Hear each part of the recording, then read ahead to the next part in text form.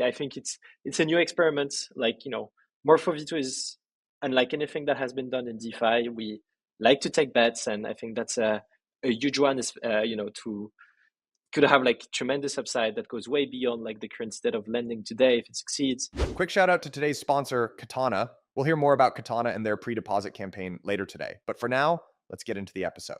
Quick shout out to Permissionless 4 coming this summer to New York, June 24th through June 26th. We'll have speakers from all across the industry, including Hayden Adams, Kyle Samani, Guy Young, and more. Get your tickets today by following the link in today's show notes, and make sure to use code BELL10 to save 10% on your purchase. See you there. Hey everyone, quick disclaimer before we get into today's episode. Nothing said on Bell Curve is a recommendation to buy or sell securities or tokens. This podcast is for informational purposes only, and the views expressed by anyone on the show are solely our opinions, not financial advice. Our guests and I may hold positions in the companies, funds, or projects discussed. All right, everyone, welcome back to another episode of Bell Curve. Thank you for bearing with us here. We had a little hiatus from our last episode here, but joined back with my trusty co-host Monet, and today we're talking to Paul Frambot of Morpho. Guys, welcome. Thanks for having me. This one is going to be a really fun one. Paul, I didn't mention this to you or Monet actually before we recorded, but Bell Curve is about a 2-year-old podcast, and actually the very first season that we did was on the need for fixed rate borrow lend in DeFi. So this is a podcast actually 2 years in the making. I'm happy to see that Morpho is taking the lead here, and really want to spend a bunch of time talking about Morpho V2. So actually we were discussing here before we got on that so the fixed rate borrow lend is kind of the headline of Morpho V2, but that actually wasn't the intent when you guys set about designing that, right? It was actually more about solving some of the issues or improving and iterating on Morpho V1. So can you we've done a couple of podcasts in the past, so we'll link them in the show notes, but can you just give us a quick overview again of Morpho V1, what the major components are, and how did that lead to V2? Sure. So, Morpho is an on-chain lending and borrowing infrastructure that lets, anyone create their own lending and borrowing use cases on one end to earn yields with a specific risk profile or compliance profile, and on the other hand to get financing with collateralized loans, right? And think of Morpho just as like a permissionless, immutable, like flexible infrastructure where people can deploy and do what they want with this. And so we the V1 of Morpho was focused on like a variable rate primitive where essentially you could only create lending and borrowing markets that have like a rate that is controlled by an algorithm, saying that what we have in the field, we call this an interest rate model, where essentially the interest rate is dictated by an on-chain formula that can either be governed or is just an immutable formula that controls the rate. And what V2 brings to the table is essentially removing that formula, removing the need for the rate to be controlled.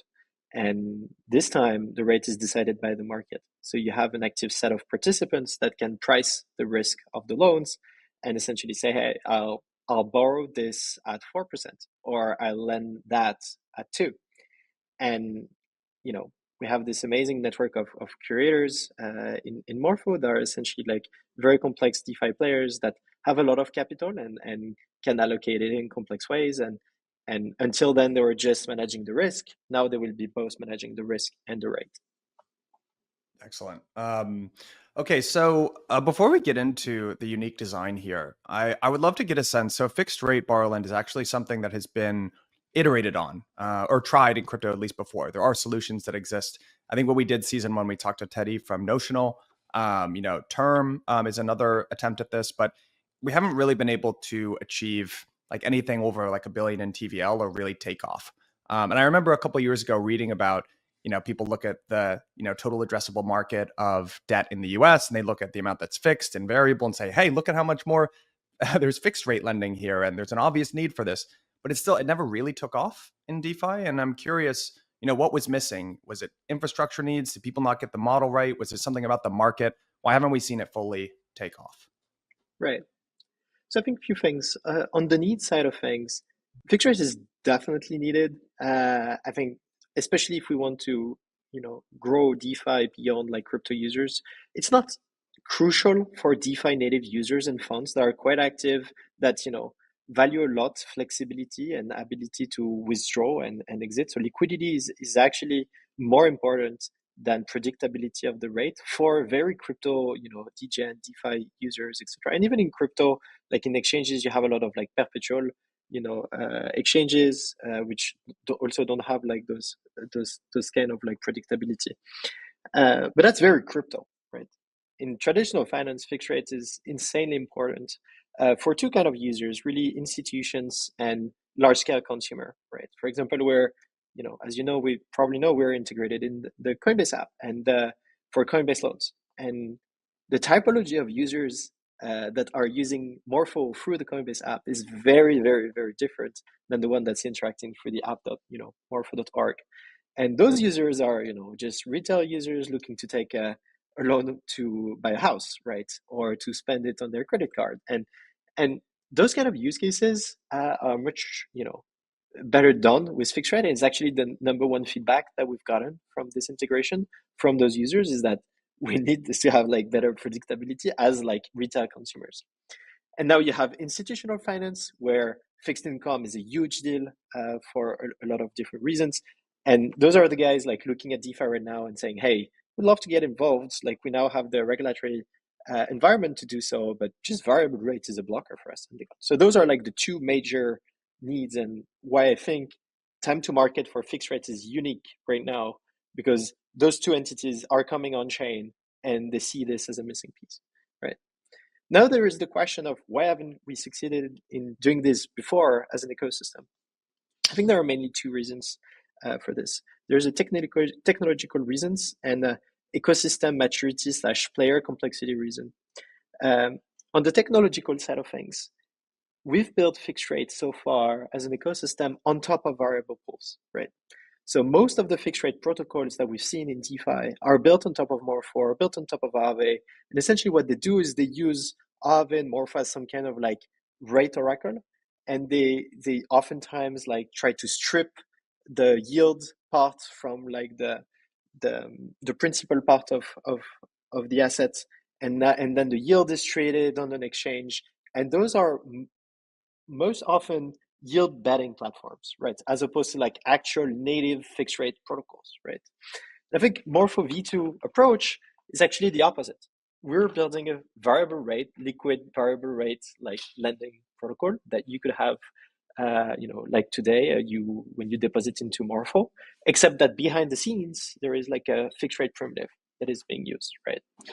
And this leads to the second reason why fixed rate hasn't been so successful in DeFi so far is that managing a portfolio of bonds is non-trivial, especially when you have a lot of different use cases. Like those are like liquidity and rate is like, dimensions that are not easy for consumers to always manage. And the good news with Morpho is that the way it's structured, we have this gigantic ecosystem of players. We have approximately 25 different curators that have like billions of dollars deposited in their vault that are competent entities to do this kind of role and abstract this away for the end user, right? And so they can quote on fixed rate, they can market make on fixed rate, etc., which is not something we had a few even months ago for other fixed rate protocols. So I am hearing that like basically the curators will kind of solve that UX challenge that's been hamstringing fixed rates from the perspective of lenders. But I also kind of see that it might be a bit of work, especially for like retail users who are wanting to borrow at a predictable rate once they come up to the end of that loan term, however long it is. Like, what do they do next? Do you have an idea of how the borrower side of the equation will be kind of like managing that UX and handling that? Sure. I think the best way to understand this is to go through like an example of how a Morpho V2 vault would look like in practice and how borrowers would be borrowing from that. In a V2 vault, essentially you have, let's say, like the Block Analytica vault of USDC. Let's say you have 100 million that is deposited into it. Well, Block Analytica could do one thing, could deposit like everything into Morpho V1 and have like a 90% utilization curve that guarantees that 10% of the liquidity can, statistically be always redeemable by its users.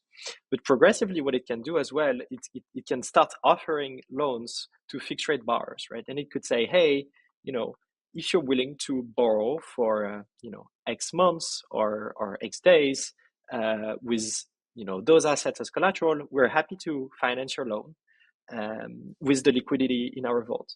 Obviously, Block Analytica would have to make sure not everything is locked in like a 2-year like maturity loan, but they can essentially build a portfolio and say, hey, maybe out of 100% of the vault, maybe 10% is idle, and maybe 20% is like very short-term duration, like a few days loans, and maybe 50% of the vault is like 30 days loans, etc., etc.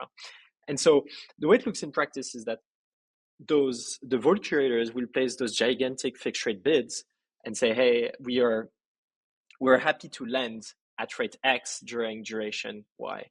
And the way Morpho V2 is structured is not a pull model, but an offer model where you can express this intent across a very wide variety of terms and of risk and of compliance with the same liquidity. So the same 100 million that is in the vault can be offered at hundreds and hundreds of risk profiles and compliance profiles at the same time.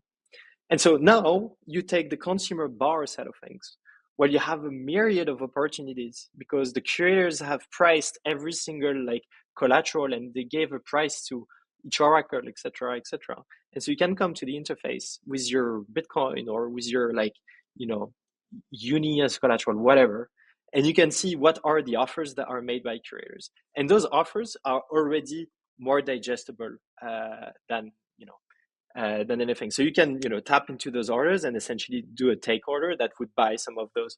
That would sell some of those bonds essentially. Then we can talk about rolling and everything, but at the high level, this is what a fixed rate loan would look like in Morpho V2. This episode is sponsored by Katana. If your assets are sitting idly, they're dead. Katana is built from the ground up to bring your bags back to life. Be early to Katana by joining the pre-deposit campaign before mainnet opens at the end of this month. Follow the link in today's show notes to get started. Today's episode is brought to you by Ledger, the global leader in digital asset security. Celebrating 10 years of innovation, Ledger is trusted by 7 million users, secures 20% of the world's digital assets, and remains the most secure hardware wallet for your crypto and logins. Follow the link in this episode's show notes to grab your Ledger today. As always, investments in blockchain technology involve risk, terms, and conditions apply. Do your own research. I want to get into the actual architecture here of Morpho V2, but maybe one last question here on the analog in TradFi. I know that Morpho V2 utilizes an intent-based model that kind of is an RFQ-like system, and I've got Hart Lamber's voice bouncing around in my head actually describing, he used to be a bond trader, and he's described that this is actually the market structure for how treasuries essentially trade as well. And I'm curious, I want to understand a little bit more actually what you said about at the core of it being a fixed rate primitive versus something that's variable, because my understanding is that even in traditional finance where you get a lot of fixed rate debt, still things are at their heart variable, but you have these other markets like interest rate swaps, which allow you to lock in longer fixed rate securities. Like a 30-year fixed rate mortgage, if you talk to anyone who doesn't live in America, that's not an animal that exists in the wild. That it's basically, that's SOFR plus, the bank goes out to the interest rate swap market and locks in this very long-term thing. And that's actually because you have a bunch of basically degens that want to take levered bets on interest rates, right? That's why you can make, that's the financial alchemy that goes into that product. And I'm curious, so help me understand how that translates here. Why it's technically variable and then it gets, morphed into something that is fixed rate. Yeah. Yeah, so at the core, what Morpho, the Morpho V2 is a zero coupon bond, like issuance and settlement protocol, right? Mm-hmm. So you say, hey, I would like to borrow against those terms. I mint some of those bonds and I try to sell them to people, right? And the price you sell them at is the discount you essentially price it at before the end of the term. And at the end of the term, you can redeem it 1-1 for the assets. And so this primitive, if you look at the loan agreement, it's a fixed rate term. However, to the eyes of a vault depositor, if you deposit into Block Analytica USDC, well, Block Analytica will have hundreds of bonds maybe, right? They'll buy bonds that are short term, some that are long term, etc., etc. And to the eyes of the users, this gets aggregated. The liquidity gets aggregated. So there is also statistical liquidity that could mimic the one of the interest rate model. Maybe 10% of the vault is always liquid, maybe more, maybe less, depending on the guarantees that are offered by the vault. So you get the liquidity. And but the rate is variable, right? Because maybe some bonds will expire today and some others in a few days, etc. And so this is what I mean by variable rates built on top of a fixed rate primitive, right? And you mentioned treasuries, but the hope is that one day, and I think it's this day not too far, but U.S. treasuries, for example, and the Bank of New York will actually mint those on chain directly on Ethereum, right?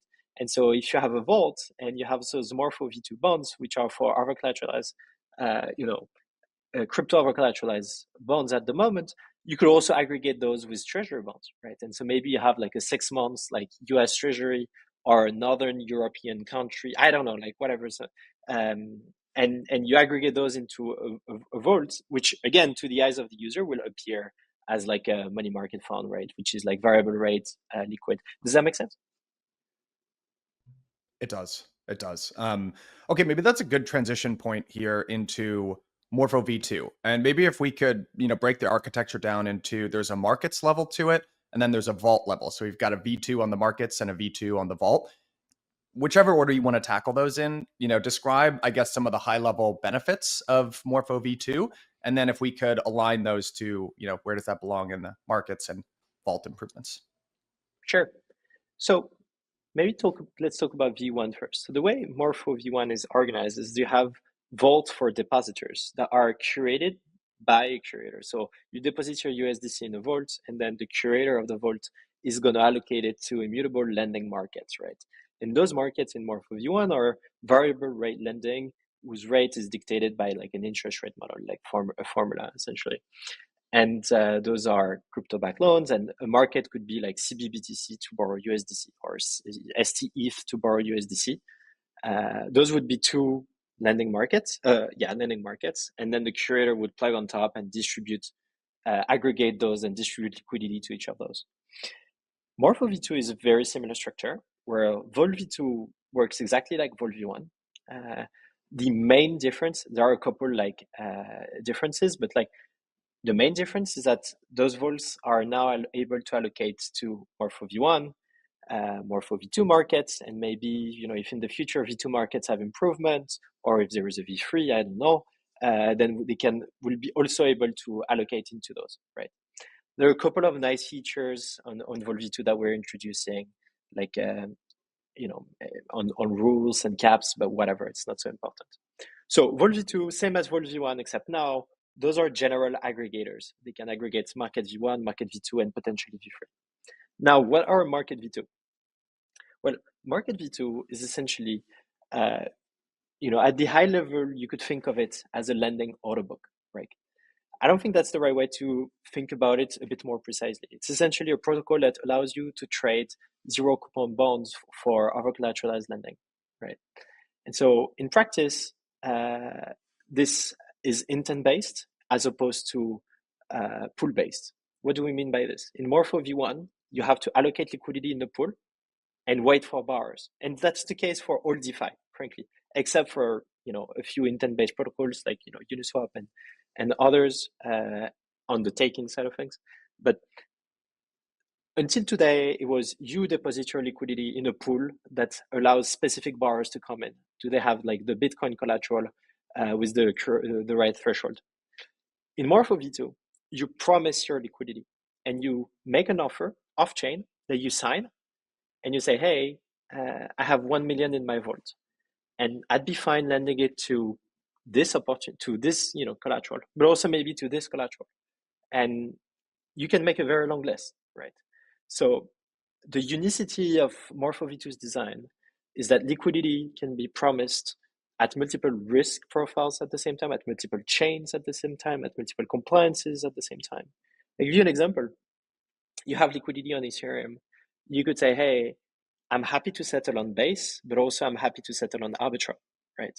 Here's my liquidity.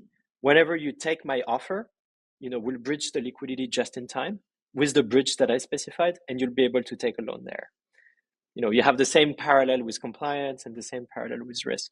So anyway, and so the way Morpho V2 like markets are structured is a bonds trading protocol that is intent based as opposed to pool based. Awesome. All right, I've got a lot of follow-up questions here. Why? So there's a couple of different designs you could have looked at, I guess. There's like the intent sort of RFQ-based system. There literally are approaches, in my understanding, like a limit order book built on maybe like a Uni V4 hook or something like that. And then there's also auctions-based. So can you kind of walk through what are the trade-offs of each of these approaches? Right. I think for us, the most important challenge you have in lending, especially if you are going the path of Morpho, which is a free market driven approach, is fragmentation, right? Like in Morpho V1, we have a lot of different markets, right? And the managers allocate to a specific market. But then the problem they have is like, okay, what if the borrowers is going to come from another market, right? And so we have this concept called the public allocator that allows you to promise liquidity on multiple markets at the same time. But the problem is that the rate is variable, right? So if you move liquidity around, it could spike the rates, et cetera, et cetera. And that has been just a fundamental limit of variable lending protocols. And so we thought about fixed rate. And then the big question was like, hey, what is the system that allows us to promise liquidity at multiple places at the same time? And this, you have multiple ways we could have approached this, like, RFQ auctions, etc. But really, the very simple thing on top of which you could build more complex pricing systems is just you have liquidity, you make an offer, and you say, I'm happy to. So it's literally like a message that you sign and that you'd broadcast in a mempool. And in this message, you say, hey, I have $1 million. I'm happy to lend it against like BTC, right? And whoever is the borrower that sees that can take it. And so there is no such market structure that is like, similar or has a name to this already. It's just like a simple data availability layer of some sort where you just like broadcast your intent about what you're ready to lend and borrow and at what price. And when you take all those offers together, they're just a gigantic order book, right? That has many dimensions being like the oracles, like the collateral, et cetera, et cetera. And so essentially what you're placing here is limit orders. So those are orders with limit prices, like limit rates, that are on multiple dimensions of the order book. So your offer commits liquidity. Just think of it this way. You have one order book for each lending market, say like Bitcoin to borrow USDC, ETH to borrow USDC. Your offer is a limit order on multiple order books at the same time, right? And this is like a concept that does not exist like currently. Like I do believe we're like sort of like the first to approach lending through this lens. And so yeah, I wouldn't have like a comparable or a name for it. Maybe you should come up with one, by the way. Yeah, it's super interesting. I think it does feel like a bit new that you can kind of lend against or like make offers against all these different markets at once. And it in a way it sort of addresses a challenge for curation in Morpho V1 where you're all sort of forced into coalescing around a few different types of markets. Like if you look at V1 markets, all the curators tend to be working with a single like LTV option for the pools because it's just a lot more efficient for everyone to be kind of making, liquidity in the same markets. But then when you look at, other sort of RFQ based markets in TradFi, something like the US Treasury market, there's like a divergence between on the run treasuries and off the run treasuries, where like basically the most liquid sort of newer issued ones tend to have most of the trading interest and they have a lot better liquidity. So I'm wondering if do you anticipate that there might still be like similar pressures for V2 where like maybe the maturity dates that people trade in will get standardized or the sort of loans that people are making will get standardized just because it's better to be having all of our trading interest in a fewer number of products?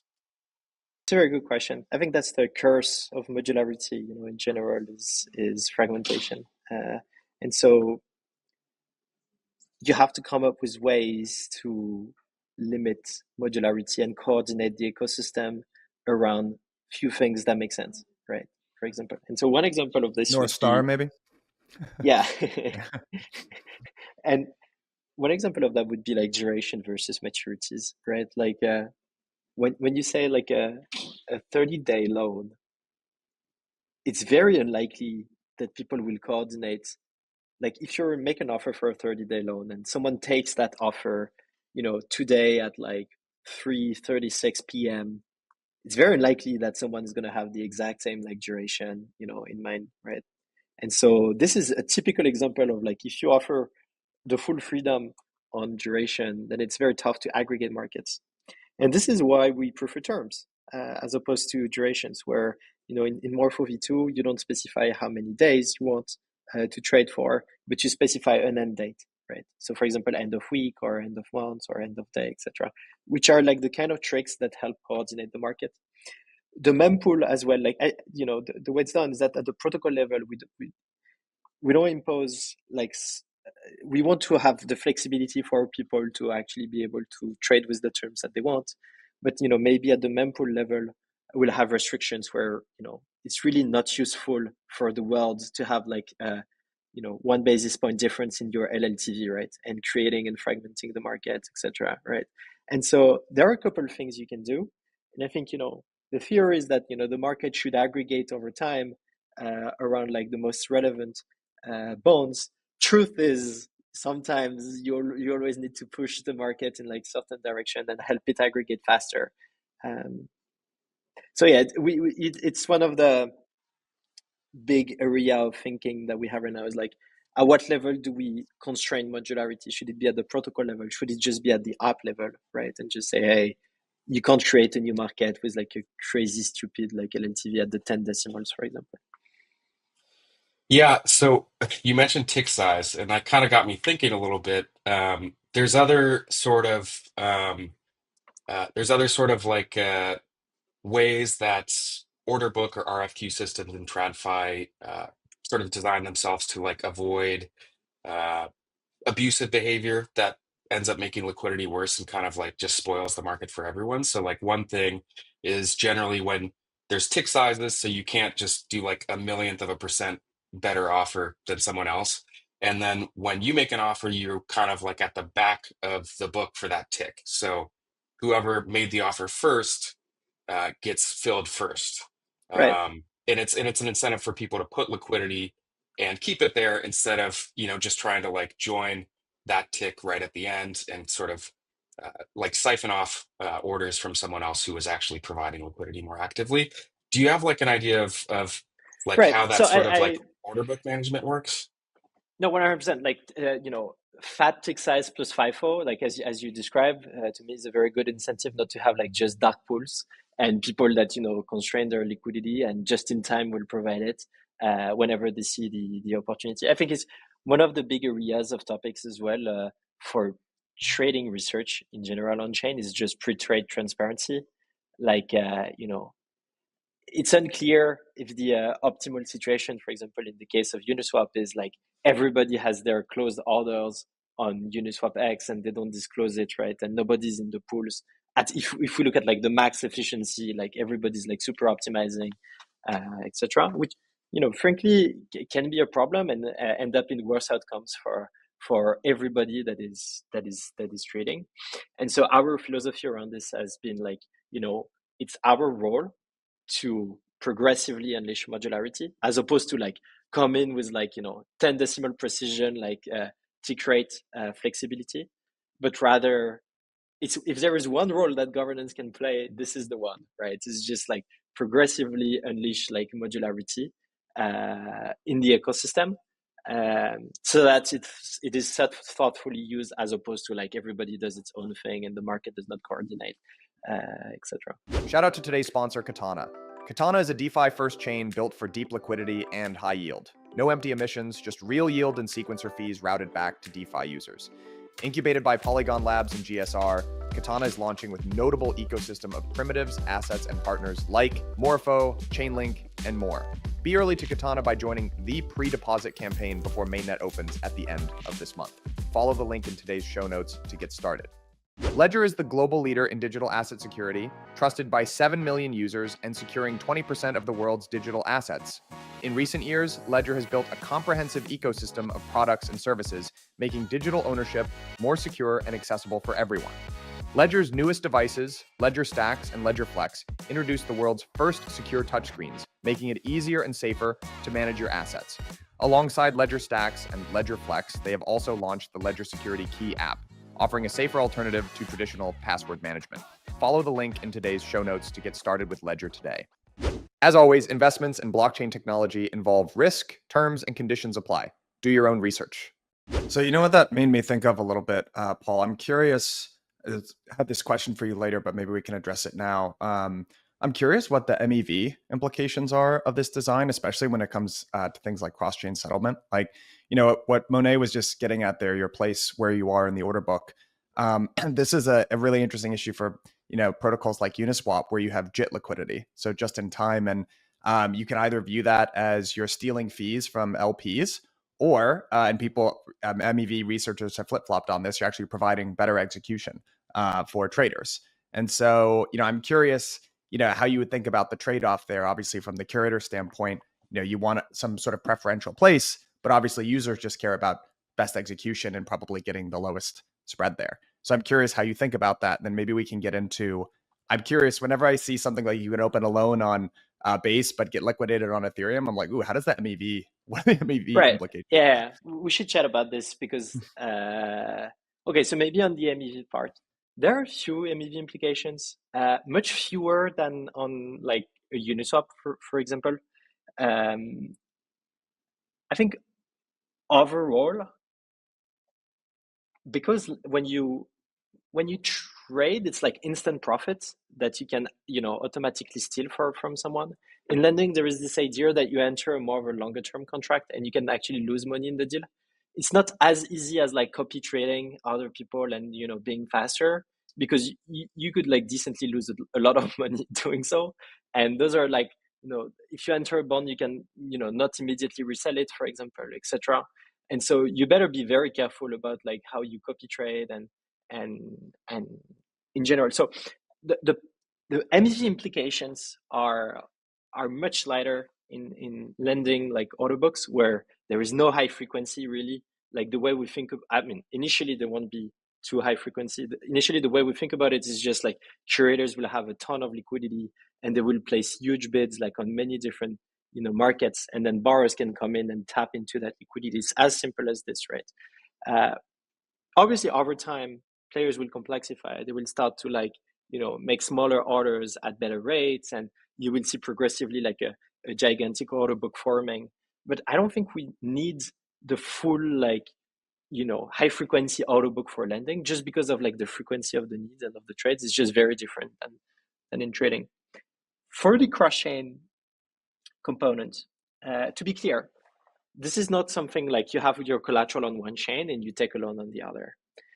Every Morpho V2 is permissionless and immutable, like entirely, and it does not enshrine any bridges, nothing of this. So it's very similar code than Morpho Blue actually, except it does not have the interest rate model part. The key thing is that when you make an offer and you say, hey, I'm willing to, you know, lend USDC at terms ABC, you have to specify a callback, right? And this callback is a piece of code that will be executed by the borrower to source the funds, right? So what does that mean? It means that, you know, when you are promising this liquidity, the borrower sees, oh, someone is offering like Bitcoin, is offering me to borrow with my Bitcoin their USDC. And maybe their USDC is productive somewhere. Maybe it's on Morpho V1, right? And so when I take this trade, I'm going to execute the callback. It's going to withdraw from Morpho V1 and transfer me the money, right? Which, if you're familiar with Morpho Optimizer, is the exact behavior of Morpho Optimizer, but that's another story. I won't get into that right now. But essentially, you execute a callback that's going to source the funds, but the funds can be in an arbitrary place, right? It could be in your wallet, idle, waiting for a match. It could be on a lending pool, waiting for a match, or it could be on another chain, in which case the callback is a bridge. And I'll simplify a little bit here, but essentially the taker executes the bridge code, which is going to source the funds and bring them just in time, right? And the callback specifies the bridge, not the protocol. So we as a protocol, the protocol as a protocol does not enshrine any bridge. There is no governance deciding or changing the bridges all the time, which is probably something you would see in other like monolithic lending design approaches. In the Morpho approach, bridge is just another component of risk, and people have to assess it. And when they take it, like there is an execution risk that is just in time, but there is no like long-term risk of the protocol.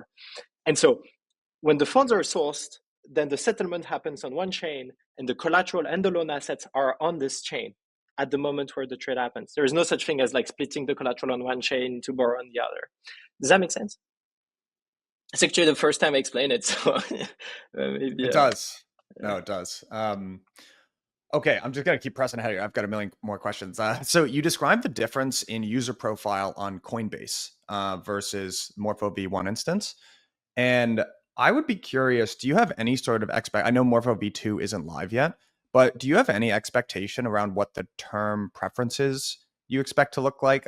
I think I'm remembering back to this original DeFi season that we did, and people were talking about 30-year fixed rate mortgages on chain, and I'm kind of wondering if maybe the demand around V2 is really around looping, and so the funding requirements here are closer to 30 days or maybe 90 days max. And there's obviously a on the demand side preference of what's actually getting funded here. But then there's also, I think, one of the challenges historically around fixed rate borrow lend has been on the lending side as well, and how long people are willing to lock capital up for, especially if a loan goes bad and you can see your capital drop very quickly. So yeah, I'm curious, like I'm kind of asking you to speculate here, but where do you see this market shaking out in terms of preferences?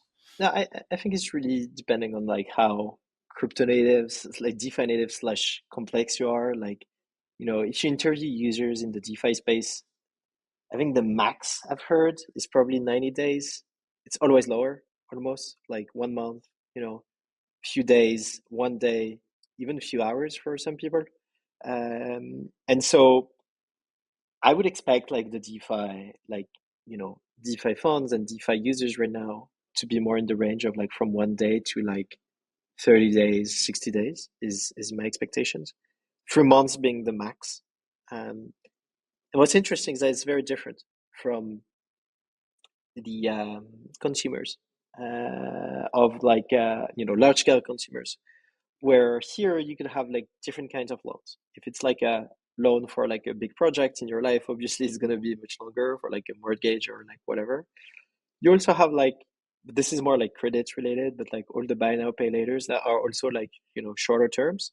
But yeah, so I think unfortunately there is going to be a split between like the people that want like the shorter terms that are like more crypto native or more complex users, and like the large consumers application that will require longer terms. But that brings back to like the term versus duration question. The good news is that if you have a 2-year loan that's like end of year, maybe or 1 year loan that is end of year, well, it becomes a 6 months duration bond, in June, and 1 month, in December, it's like a 1 month bond. And in Morpho, primary markets and secondary markets are merged together, meaning that if you want to enter a loan that is 1 month, you could simply enter a 1-year loan that started 11 months ago, a 1-year bond that started 11 months ago. Whatever, that's a technical detail, but there is a big question of like, how do you have liquidity work together between two worlds that at first glance look separated in terms of like, financing needs. So hearing you talk, I kind of brought up a follow-up for me a little bit. So um, one thing that you see in certain types of consumer loans in traditional finance, like for mortgages, actually, it's really common, is they have these 30-year loans or long-term loans. They're at some fixed rate that they lock in based on whatever the then current interest rate markets are looking like. But if the interest rate markets then go up in the future, the user's very happy. They have a low rate loan. They're paying less than they could have. If the market rates go down, however, then they suddenly have this incentive where, if I refinance my house or if I do some other sort of action, I can get out of this loan, which is no longer a good deal, and get into a better loan. And I'm wondering, do you see like potentially like a similar like risk or like a dynamic that might happen for longer term Morpho loans? Like if you're a borrower and you're paying some very high rate, maybe you let yourself get liquidated, or maybe you take some Right. other sort of action to try and welch on the loan. Is that something that you anticipate, or maybe you don't think it'll be a major factor? It's a good question. We don't so first I should say that we thought Morpho V2 as a short-term fixed rate protocol initially. So we haven't, spec'd things out for like 30-year bonds and those kind of use cases. And our high-level analysis that would work well with such bonds. But the vision here is really to replace the interest rate model, and you do this with short-term bonds that are aggregated together with people that are professional and can trade with those. Less so with like very long-term mortgages that are more like peer-to-peer fashion, like deals that is very bespoke to the individual, that is, talking to with like whatever banker, etc., etc. In Morpho V2, you can refinance and you can move from one loan to the other. It's possible. It's ideal if you have some like secondary liquidity for the given loan that you are looking to repay, and you have we'll see how the market reacts, but maybe there'll be also arbitrages like allowing you to exit early at a discount or those kind of things. But I have to say, like, we haven't optimized the use case for multiple year bonds. I will say though that Morpho V2, the way it's structured, can work with multiple kinds of bonds. We're starting with over-collateralized crypto bonds, but in the future it could welcome other kind of bonds, right? So if we find that there is a very cool use case around like 20 year mortgages specifically, we could reuse the exact same market infrastructure, just change like the bonds protocol, and Morpho Vaults V2 are general, so they could be able to allocate liquidity to those bonds as well, if that makes sense. I want to talk about what this means for curators specifically here as well. But actually, just to build on Monet's point, so even if it's not you're refining a 20-year mortgage, I could imagine, let's say I'm running some sort of looping strategy and I lock in my 30-day rate, but rates go down and it's like, oh, I want to refi this rate. Is there the ability to do that even in the shorter term? Right. So if assuming there is no secondary liquidity at all, you have to repay full the amount that you were supposed to pay with interest in order to be able to get the full extent of your collateral back. Right. In practice, though, it's very likely that someone is going to be happy to take a better rate, right, out of this. So if you're very alone and there is no active liquidity, you won't be able to live like at a better rate, right? Yeah. However, if the rate truly went down, you're probably going to have people taking the arbitrage on the other end, right? And if I am an active curator and I see this happening, and I see this as an opportunity to beat the market in terms of rates, I will offer you secondary liquidity, right? Because you'll be, happy, instead of paying like 10%, maybe you'll be happy to pay 9, whatever. I'll take that 9 if the market rates are at 5, right, or something like this. And this is the whole benefit of having an active set of curators that are, essentially looking to maximize their profits. Is they're gonna take those arbitrages and they're gonna offer the secondary liquidity where it's needed. And to me, that's the crucial missing piece that you don't have in fixed rate protocols of the early days, specifically. Or you would have to build everything in protocol, so it would be like very heavy in governance and complexity, etc., which is obviously not the way we like to build things at Morpho. So it's on you then, Monet, to offer that secondary liquidity. Yeah. But whenever there is a problem, it's like for curators. This episode is sponsored by Cetria. Cetria is the first zero-knowledge rollup to enhance the capabilities of Bitcoin block space, enabling Bitcoin applications and unlocking Bitcoin's full potential as a programmable financial platform. With Citria, developers can now tap into Bitcoin's liquidity to build scalable payment systems, privacy solutions, and more. Citria is currently in its testnet phase and is approaching its mainnet launch. To learn more about Citria, follow the link in today's show notes. As always, investments in blockchain technology involve risk, terms, and conditions apply. Do your own research.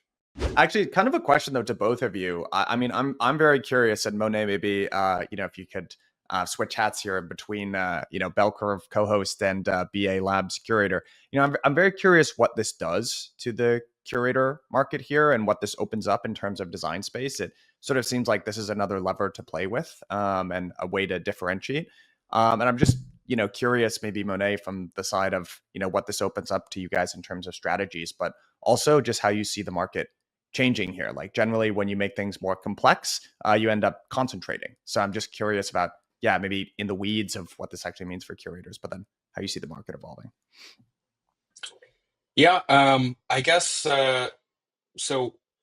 One thing that I've seen for curators on Morpho V1 is that a lot of the vaults look fairly similar to each other, and there will be like sort of different risk tiers. So curators like sometimes will have multiple tiers of USDC where we'll have like sort of a higher risk and a lower risk version. It's pretty common with like Stakehouse, Gauntlet, a lot of the other big curators will have different tiers, but across those, the low risk vault, everyone's low risk vault looks fairly similar. There's like sort of a same relatively small, set of pools that we're all lending into. The exact split of assets between each one is going to be a bit different, but it's the products are quite similar, and we're kind of competing purely on brands and sort of distribution and different factors like that. But I think once V2 comes around, it's really going to like just completely explode out the design space where you're not only going to have different types of collateral like tail risks that you're lending against, but it'll be a lot easier to have higher or lower leverage that you'll be able to lend against. You can start serving different durations, so maybe most of it is going to be a month or less, but some vault curators will be able to say we're willing to take on a different maybe up to 3 months or 6 months, and that'll really change kind of the return profile, but also the risk profile of the vaults. So I think the actual vault itself, all these vaults that curators like us are offering, is going to be much more differentiated, or at least will have the capacity to be much more differentiated. So I think that'll be really interesting. Now, on the user side, I think it also creates some interesting challenges where now there's like so much more information to take in about what vaults you're putting your funds into. So I think analytics, like we also at BA we work on a lot of analytics products to help people understand lending products. There's going to be so much more to do there too, to like help users surface what are these different options, what's the trade-off with going with BA versus Steakhouses versus Gauntlet, or whoever else is curating here. Yeah, I would definitely second this. Like, I think when we launched Morpho V1, one of the biggest concern we had was like, is anyone going to be wanting to be a curator? Like at the time, the term did not even exist, right? Like we sort of coined this like a year and a half ago, and so I was like, it has to be simple, right? Because I mean, quote unquote simple. It has to like we shouldn't allow for too many dimensions of freedom, because otherwise, like no one is going to do it. It's like and so a year and a half in, I'm very pleasantly surprised that everybody wants to become a curator and compete in this. But that also means that we probably have been a bit slightly too conservative in terms of like the dimensions of freedom that we allow. And now I think is the perfect timing to actually enable a whole new area for curators, especially now that we've proven that the curator model works and that it can make actually very good businesses. And so now people are sort of like have the trust and the incentive to actually put in the resources necessary to make fixed rate happen. So actually, that's kind of brings up an interesting point, Paul, which is in general, in all of these markets, be it cow swap on the solver side or a cross on the their RFQ sort of there are lots of markets now which have adapted this intent-based model, which I really like. But it has been a constant surprise to me that you haven't seen more actors pop up to be solvers, builders, curators, etc. And I don't have a great explanation for why that is, but I'm outside of maybe just the dollars aren't there today. Like my understanding is on the big Morpho V1 vaults, it's extremely competitive with many, curators even foregoing most of their fees for the big pools. So I'm curious, how you see this like if you have an explanation for this, why it might be different in a borrow lend capacity versus say in like a, a cross intent bridging capacity, or what do you think? It's a good question. I think what's interesting in lending is that what we are asking curators at the end of the day is to price risk, right? And to look for new risk and give it a good price, right? And this is interestingly not something you can compete to death on, because risk is by essence something that can't be fully automated. What do I mean by this? Is like preventing risk is essentially predicting the future, and there is no such algorithm that predicts the future completely, right? So there is always like an operational part to it, which essentially, as a curator, you will start, being more and more like giving price to more and more exotic things, especially in the context where there is no liquidity fragmentation. And Morpho V2 is not even a concept. Liquidity does not fragment because it's promised on multiple places at the same time. And you could promise it to hundreds and hundreds of collateral. So now you can take the CoinGecko market page and you can look for all of those assets and you can start pricing things, right? And you can start pricing oracles, or like give a price to the risk of oracles, give a price, etc. And so you start with over-collateralized lending, but you could imagine even a world where you can start, okay, thinking about what are the bonds in which I can have trust in beyond liquidatable collateral, right? And what if this guy has like an identity and, he is able to prove that he has some reputation? Well, maybe it's not a trustless loan, but you can at least give it a price. And so you can constantly look for new risk. And this dynamic, to my knowledge, is much less automatable than what something you would have for trading, for example. But I'm not an expert in like across solving and all of those things, so I don't know to which extent I can do a parallel with this. But my sense is that there is like fundamental difference in the curator game, where you have this constant push to look for new issuance of loans, which is tough in a pool model because it fragments liquidity. But in the Morpho V2 playbook, you essentially can control the price you give to this risk, and this does not fragment liquidity. And so this is a game changer to explore things that go way beyond current over-collateralized lending and could go as far as like under-collateralized lending and stuff.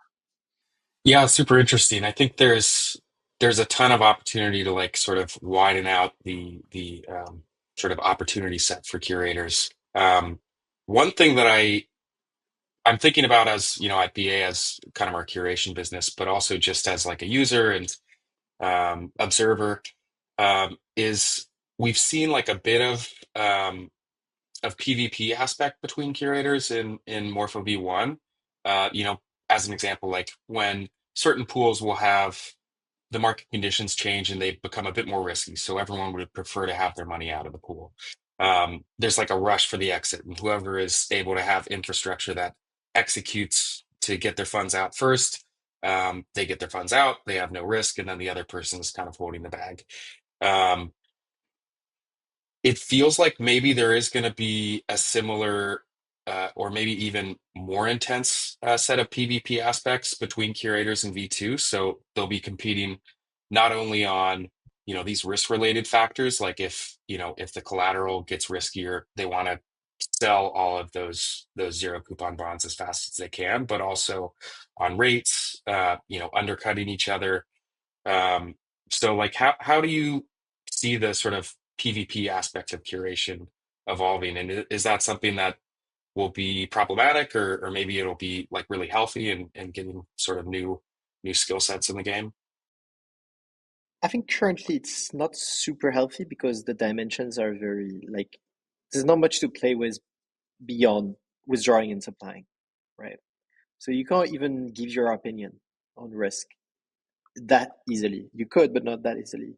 Whereas Morpho V2 is a game of opinions. Like you could say, hey, you know, I'm willing to give this price to like this asset or whatever. And, you know, in some cases, like an oracle goes bad, and we've seen this in Morpho, like um, in Morpho V1 with like, for example, like USD0 oracles in some markets where in the Morpho V2 context, people would have priced this, and I'm sure curators would have priced this very differently.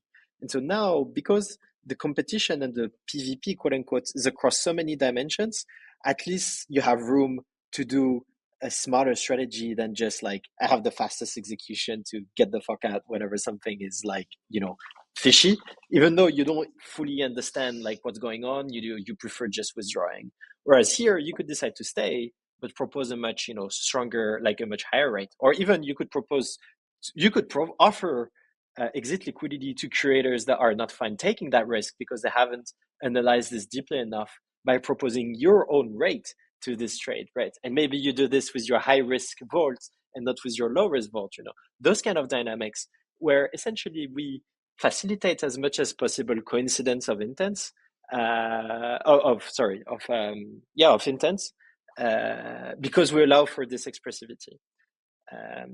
So I actually think it's going to be super healthy, but it's a game that's hard to predict. Like this is our conviction, but we'll see how it goes. Like I think it's a new experiment. Like, you know, Morpho V2 is unlike anything that has been done in DeFi. We like to take bets, and I think that's a huge one. Is you know, to could have like tremendous upside that goes way beyond like the current state of lending today if it succeeds.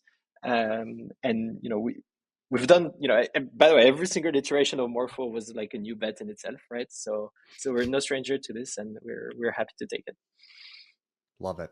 All right, Paul, we got a couple of maybe zooming out of the weeds here, and I wanted to ask some bigger themes of the season type questions for you. And you know, one thing I'm curious to get your take on here is on this kind of push towards more vertically integrated design. So I'm very curious to get your thoughts on a exchange and borrow lend platform like Fluid, right? Who kind of uses their, I forget the exact word, but kind of, for lack of a better term, rehypothecate some of that liquidity from their borrow lend vaults to provide liquidity on the exchange. And I think they faced a little bit of criticism around the lever and kind of like the decreased markouts and their strategy there. But I'm just curious, there does seem to be a natural relationship in between at least spot volumes and borrow lend, right? Like that's kind of the most direct driver if you look at those two charts overlaid on top of each other. And so I'm curious if you ever think of vertical integration as a strategy here. Right. So, you know, this definitely, it's become increasingly clear that DeFi design has an axis between like the more controlled, the more like monolithic versus the more free market driven, right? And so on one end, you have the fluids of the world where everything, you know, or AVV4, where everything is, all the liquidity is fully controlled. And, you know, the big advantage of this is like it's extremely flexible to coordinate the market, right? Because you decide everything and you run this as if you would run like a hedge fund, essentially. And liquidity is shared across everything, you know, even the DEX, even the lending protocol, et cetera, et cetera. So you can get to very interesting like capital efficiencies, right? The downside of this is that because everything is controlled by one entity that enforces and have authority over everything, is in our view scalability, right? It's like you will never be able to discover, like, especially in a world where you have like millions and millions of tokens that are coming on chain, and, you know, billions of credit opportunities for each individuals.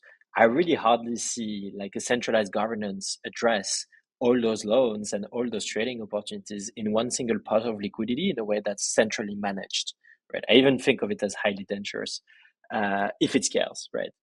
Not as it is as it is right now. And so you really have like this split, and, you know, we obviously take the opposite route, which is like the free market route.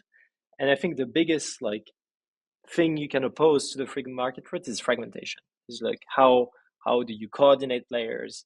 How do you um, avoid liquidity fragmentation, etc. And this is something we've been thinking a lot about. And this is probably, to me, the key innovation of Morpho V2 is beyond everything, is just like the fact that it's offer based and you can offer your liquidity into multiple markets at the same time. And what that means essentially is that there's no liquidity fragmentation anymore, and you have like the full benefits of a monolithic design, but in a free market approach, right? And so obviously it's not mean charge, so I won't be able to like tweak to the extent that I want, like every single parameter. But I'd rather let the free market do that. So yeah, I don't know if that captures like the essence of the question. Let me know if No, that does. That does. And sorry, I'm zooming a little bit because I know we're short on time here, but I want to get through these. So I'm curious, Paul, your stance on the demand for stable coins versus other maybe especially like L1 style tokens, right? I think when we saw the early instances of like the Skies and the Aves of the world, there was really like kind of on-chain, basically borrow, DAI or, USDC against your ETH. And now it seems like the demand is almost entirely driven purely by stable coins. And we've seen Treasury, release that report that said there's going to be $2 trillion worth of stables on chain by, 2028. And it seems like that's just really dominated the market here. So, I would love to get any perspectives that you have in terms of this inflow of stable coins and what that means for, like how you see the demand sort of shake out between stables versus other assets.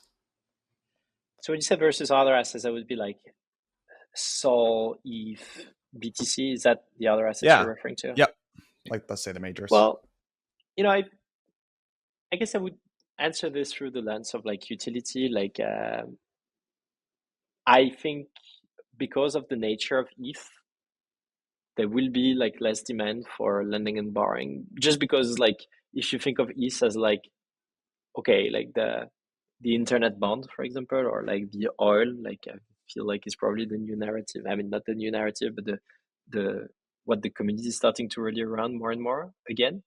I think it's very natural that it has much less of a financing use case than cash to buy stuff. And even as collateral, like I think it's very capped, like the use case we could have out of this. And for Bitcoin, it's a bigger potential TAM if you think of Bitcoin as like the reserve of value. But for stablecoins, I could only see this growing over time and to be essentially almost just this, because like almost, and if you look at TradFi, like it's very rare that the loan asset is not like an instrument that is used to pay stuff and like is not cash essentially, right? And so where I think we'll see a lot of diversity is like on the trust slash collateral side of things. Like what is backing the bond? Is it a crypto asset? Is it more like a risk score, an identity, a legal contract, or like whatever? This I think we'll see more and more innovation. But I think the loan asset, frankly, I hardly see it like moving away from stablecoins. I think we're just going to lean fully into that.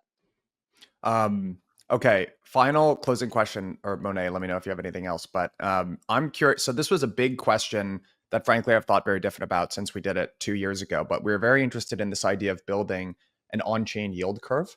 And historically, the way that people thought about that was actually the ETH stake rate, right? So whatever you could earn from staking Ethereum was kind of your risk-free rate, right, so to speak. And then you kind of ladder on, either credit risk or, duration or whatever it was, and build a yield curve on chain. And, when I look at what you're doing here with fixed rate lending, you can kind of interpolate based on, okay, 30, 60, 90, 6 months, you can actually build that yield curve here via Morpho. And so I'm curious just how you think about a yield curve on chain and where it's going to come from. And then if you could end with, do you think that there's eventually going to be convergence in between the yield curve that we see off chain in like the treasury market and crypto?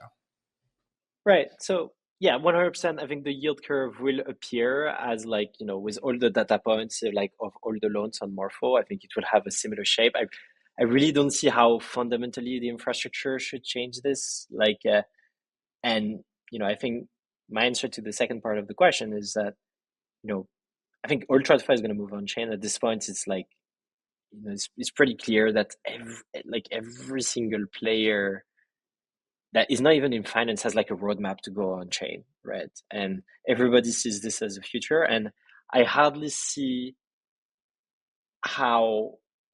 I really think of blockchain as like revolutionizing like purely the infrastructure and the computing mechanics as opposed to the financial mechanics in themselves. And don't get me wrong, like obviously we'll have a ton of like financial innovation because of the openness, etc. But I think it's less fundamental to blockchain technology. And I can't think of an argument why the yield curve, in a few years from now should be different in DeFi than in TradFi, because TradFi will be on chain, right? So maybe it's like it takes slightly different shape because we have more efficiency whatsoever. But yeah, I think it would be the same. This is my gut reaction to this. Awesome. All right, Paul, this has been really fun. Thanks for going a couple minutes over with us here. But congratulations on everything with Thank you. V2, and yeah, we'll have to do it again sometime soon. Sure. All right. Cheers, guys. Cheers.